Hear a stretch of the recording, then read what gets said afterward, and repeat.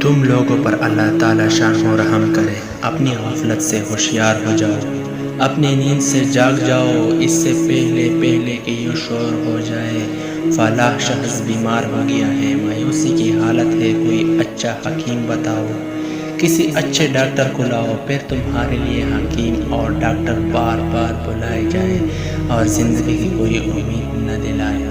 پھر یہ آواز آنے لگے کہ اس نے وصیتیں شروع کر دی، تو اس کی تو زبان بھی بارے ہو گئی، اب تو آواز بھی اچھی طرح نہیں نکلتی، اب وہ کسی کو پہچانتا بھی نہیں۔ لمبے لمبے سانس بھی آنے لگے، راہ بڑھ گئی، پلکیں بھی جھکنے لگی۔ اس وقت تجھے آخرت کے احوال محسوس ہونے لگیں گے، لیکن زبان تتلا گئی، اب کوئی بات کہہ بھی نہیں سکتا۔ بھائی بند رشتہ دار کھڑے رو رہے ہیں، کہیں بیٹا سامنے آتا ہے، بھائی سامنے آتا ہے، بیوی سامنے آتی ہے، مگر زبان کچھ نہیں بولتی۔